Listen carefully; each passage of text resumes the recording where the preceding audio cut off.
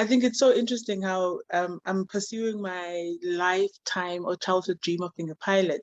So 2 days ago, I went to the doctor's rooms where I needed to do a medical. And then the lady at reception just gave me the medical form for air hostesses, right? So then I'm like filling out this form and I'm like, no, this is a wrong form. And then she looks at me and she's like, what aeronautical medical are you here for? I'm like, for a pilot. And she's like, oh, sorry, I'm sorry, I just assumed. I giggled. I was like, wow, what are the chances that I could experience bias in human form when I'm about to speak about bias in AI? So I think as we had a conversation, Richard, about how bias plays itself out in the physical form, how it can actually seep itself in the machine learning and in automation space, is that the way that I've seen and experienced bias in the corporate space is where I've got there's a friend of mine who was we were doing the MBA, she was explaining how she's part of product development and being able to segment and target specific customers. So I live in South Africa, and there's one of the biggest townships in South Africa is called Soweto. So they had gone out to do market research.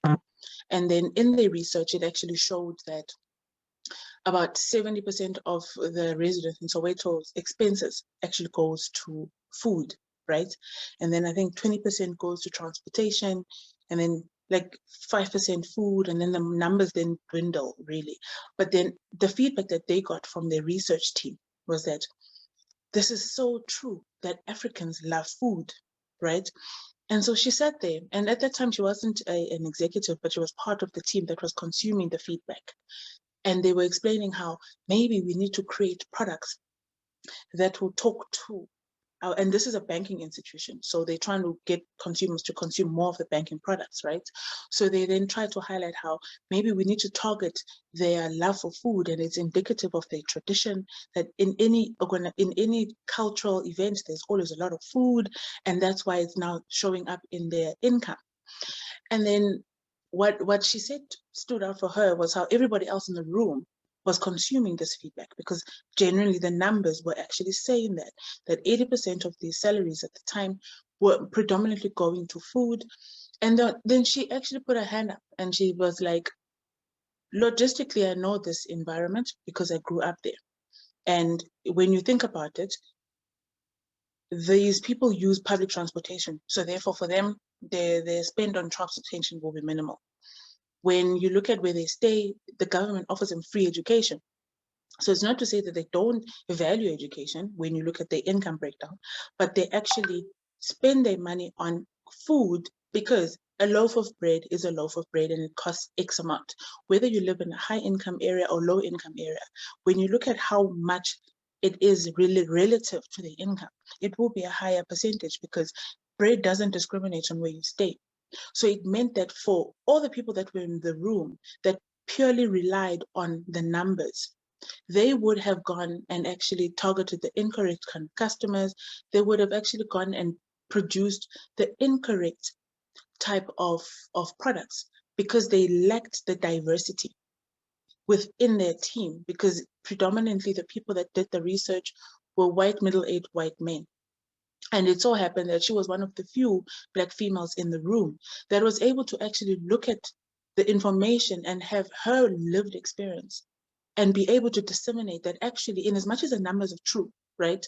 If you didn't have context to the environment where these people lived, you would then automatically assume that for them, they value food over education, which is not necessarily true. And if you then understand then the potential ripple effect, that if you're an educational institution and you want to enter that market that is in the township education, chances are, based only on the numbers, right, you wouldn't have thought that that was a viable education opportunity. But when you look at how far children have to travel for this education, you then would have seen a different dynamic and being able to approach that market in a different angle. But because there was a lack of diversity in the team, there would have been an invalid understanding and simulation of that data. And then another example that I want to use is that in the South African context, there's a narrative that says a lot of South Africans don't save, right? And the measurement of saving generally or universally would be, you look at the employed individuals, you look at their income, you look at their income to savings ratio. But then in the South African, generally also in the African context, the concept of being able to save in a communal form is quite prevalent.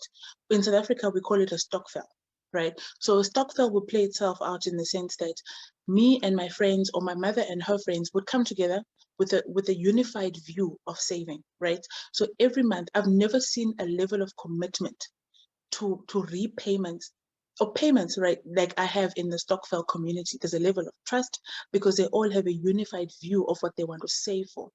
But when you look into the system and in terms of their savings, these people generally don't save in individualized form, but they save in a group form. But when you look at, you can't then target those people because you see them as a group of people that's almost saving in inverted commas in a black hole. So therefore, if you want to then target that demographic of people, you will then struggle, because if you just use purely the numbers of what people are saving, those numbers don't actually stand out. And so for when you're then creating a product that will target those kind of individuals, you almost fail to target them because you almost don't understand the logistics that come and their understanding of saving. So I think what I found interesting is that there's been an upsurge of these stokvel groups actually buying property. There could be 12 groups of friends that come together.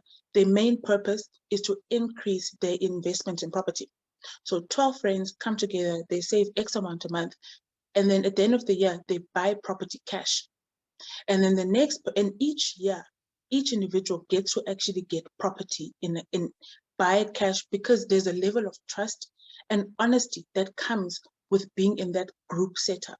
And I think I was reading an article just 2 days ago where one of the bigger banks in South Africa has actually created a product now where a home loan application can involve up to 12 people. So then I think it's then now talking to how the different institutions are starting to see that the way that we are going to be inclusive in the African context in terms of financial inclusion needs to change, because we can't use traditional models that were based in the Western world to try and be inclusive in the financial space. And I think if we were to take the current bias that exists in our current risk models in terms of creating products for the financial sector, we stand the chance of actually further entrenching the bias that actually exists. Because if you really think about it, the kind of damage that bias can have in AI is kind of twofold, right? In that a lot of people won't really have the external context out of the environment where this research was actually taken, that the numbers don't lie. And I'll never disagree with that. The numbers are saying, inverted commas, people don't save, but it doesn't actually take into context the environment that these people operate in. And that the moment other people don't have the true context of the environment that the information was collected in, the concept of the damage linked by influence is that you will then take this information from a trusted source, and then the idea would be that if AI says it, right, then therefore it means it must be true, which means that we could further entrench the exclusion, financial exclusion that currently happens in the African context, because there's lack of understanding, which then leads to bias. And I think what will further perpetuate the damage caused by this bias is that a lot of these AI solutions that we build, if they carry on coming with this angle of not being inclusive in how we actually look at the dynamics of the people that are part of these teams, is that when we then automate these AIs, in the future, they will further entrench the notion that X amount of people don't save, and therefore we will further perpetuate the notion of exclusion in the financial sector. So I found that quite interesting in how what we don't realize, that prejudice is part of human nature, right? And because humans create the machines, they actually unintentionally impart the bias into them. And so therefore, in our current time, it's been impossible for us to actually not see the effects of bias. I think I can't even imagine what it will be like in the future, where the power of computing will further perpetuate the bias if we actually don't call it out. And I think what becomes also difficult in calling out this bias is that because of the lack of the diversity. I'll talk about in the African sense. The lack of the diversity means that the people that are in that space don't even realize that they're biased. So they're in unintentionally creating a future that is biased in the most digital sense, which is even bigger than what we're actually going to experience right now. So I think that's it, Richard, on my side. Thanks, Etty. That was a really wonderful talk, I must say. And to summarize, I just feel that it is so important to have the inclusivity into our systems, our data, and how the systematic but unknown bias gets introduced, how people have prejudices, and so will the data have those prejudices. The assumptions based on countries, areas that people just make without having a thought that this could be different. So, research and insight is so much needed when you make the data models, when you train your data exactly so that it does not perpetuate further in the future. Because, as we know, AI is going to be ubiquitous. It is ubiquitous at the moment, it is present everywhere, and it's the future.